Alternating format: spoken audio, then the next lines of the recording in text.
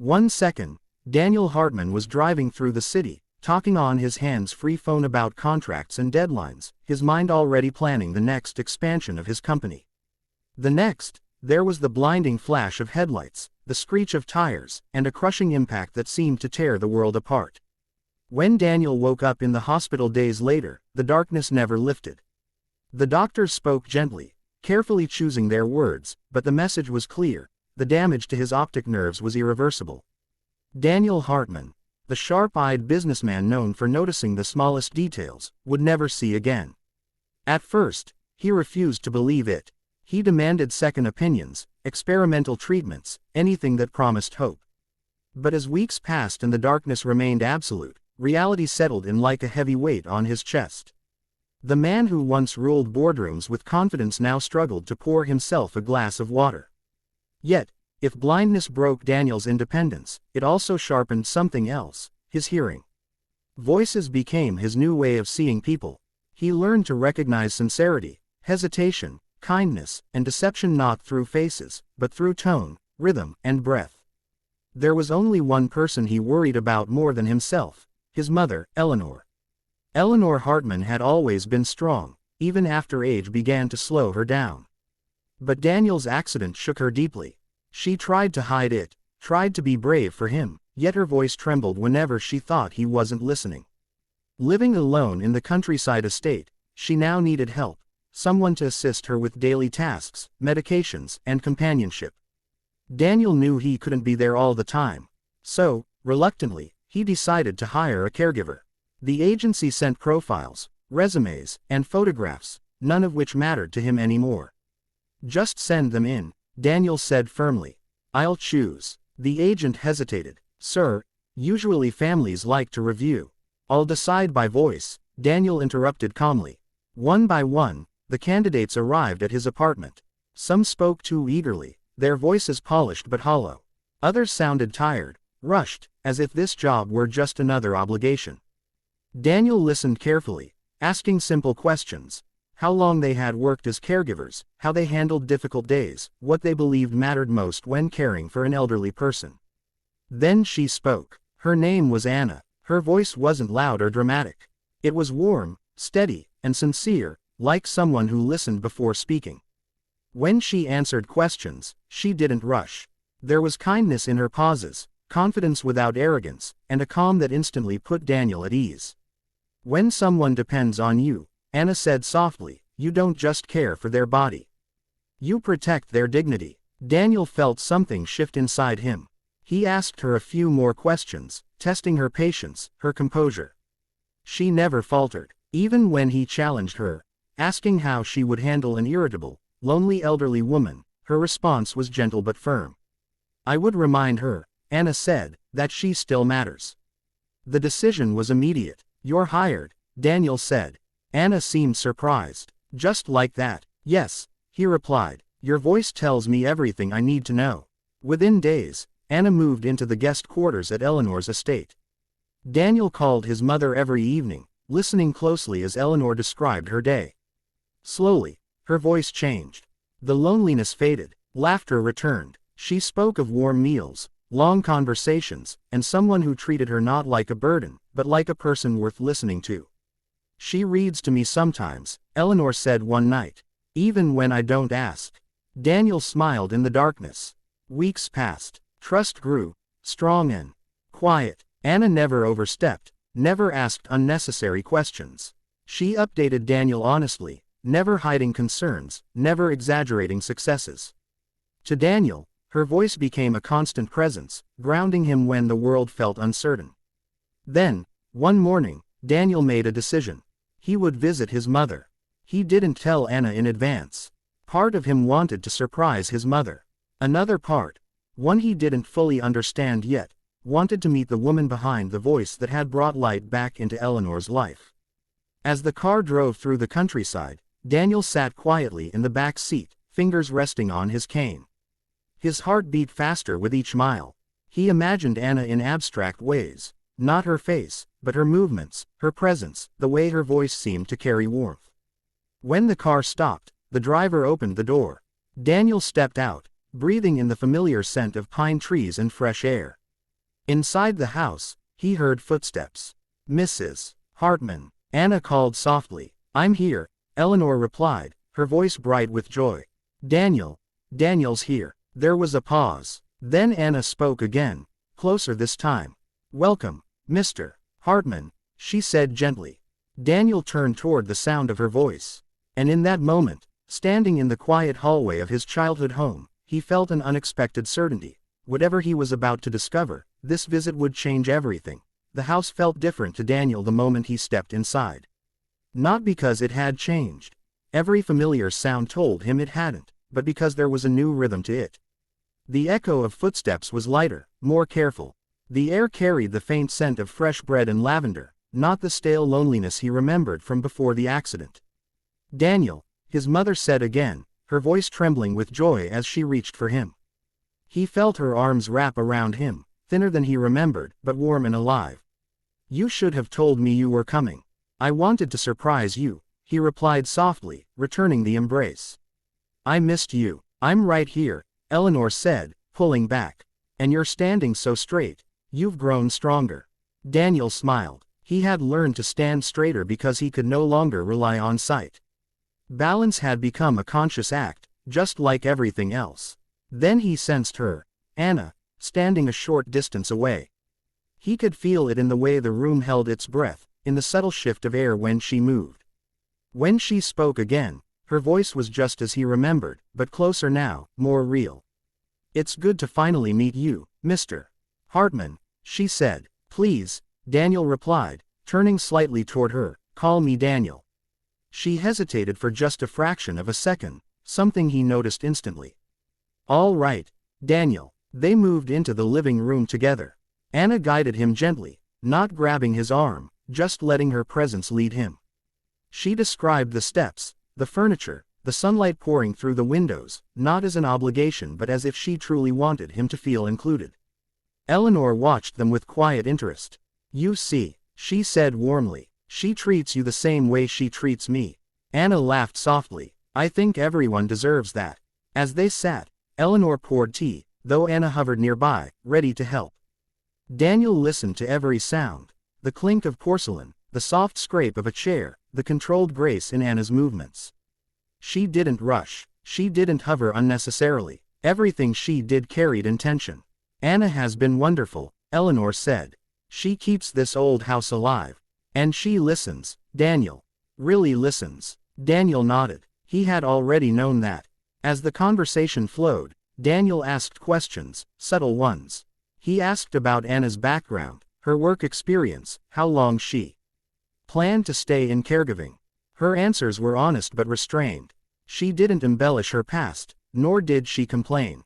There were gaps, things she chose not to say, but they felt like boundaries, not secrets. Still, something tugged at him. Not suspicion, recognition. At one point, Eleanor excused herself to rest.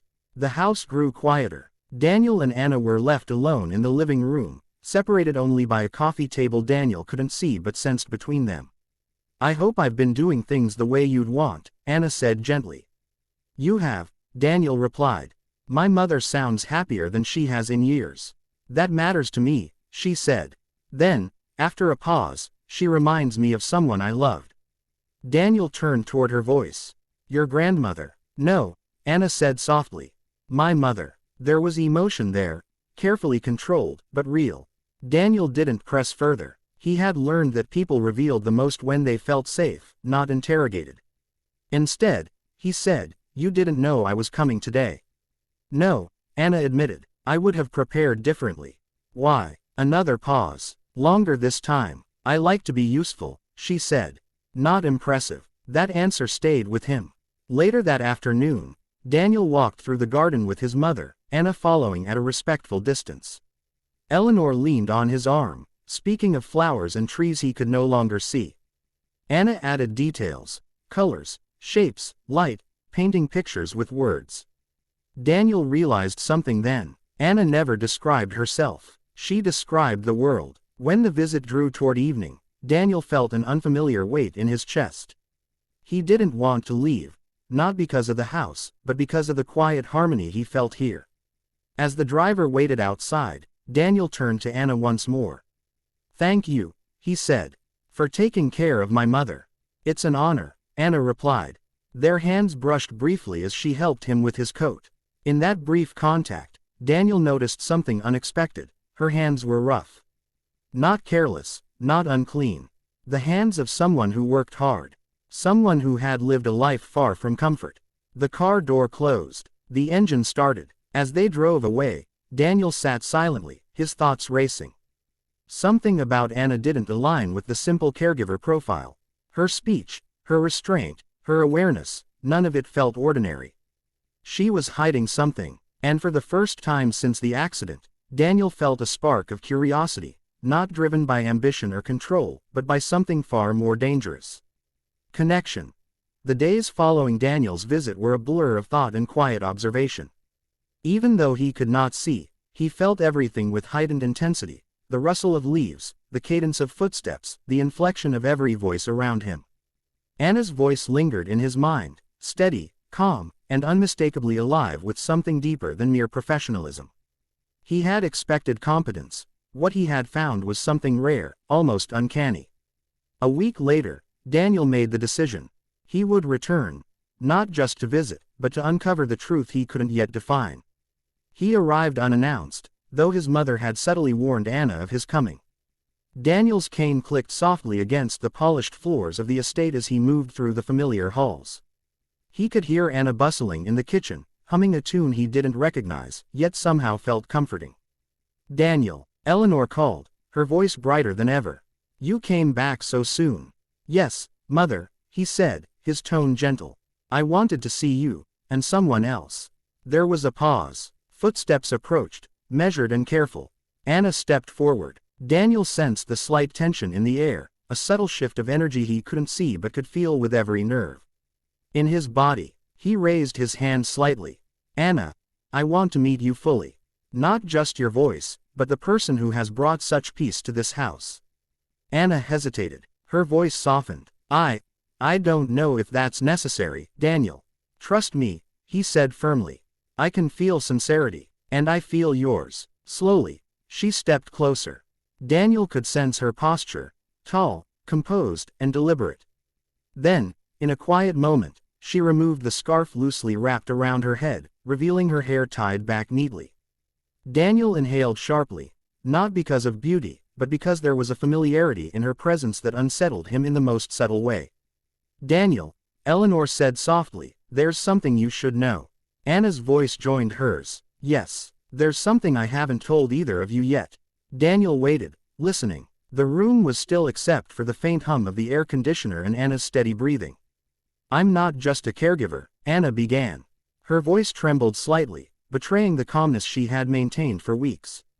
I've known your family for a long time. I was a friend of your late father's assistant. When I heard about your accident, I wanted to help. But I had to approach carefully, to see if you were ready to trust someone who truly knew you and your family."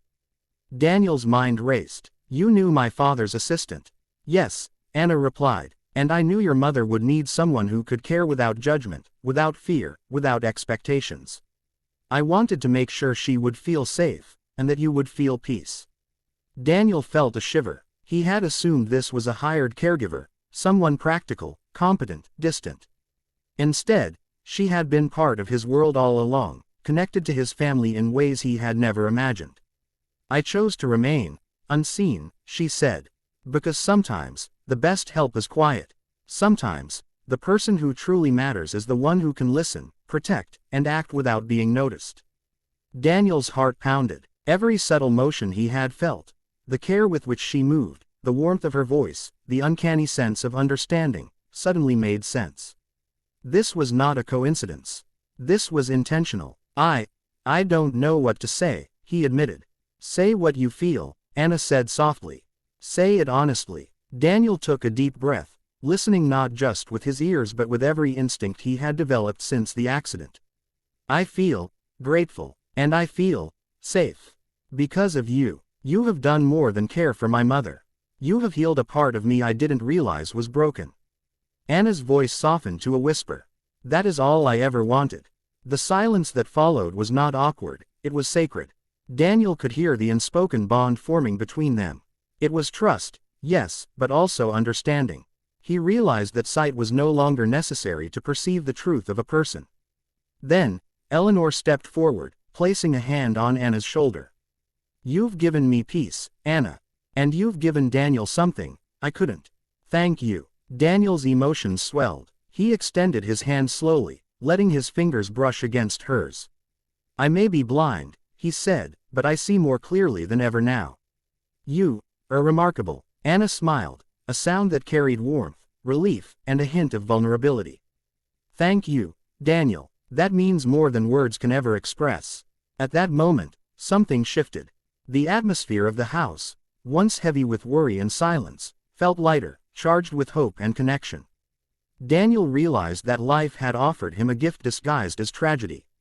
Losing his sight had opened him to seeing what really mattered: loyalty, kindness, and the quiet courage of someone willing to act without expectation. Weeks turned into months. Anna continued to care for Eleanor with the same dedication, but now Daniel was more present, not just physically, but emotionally. Together, they created a rhythm of trust, laughter, and understanding. And one afternoon, Daniel, guided by memory and instinct, leaned slightly closer to Anna and whispered, "I think I've finally found someone whose voice I never want to forget, and whose presence I will always trust." Anna's laugh was soft, melodic, and filled with relief.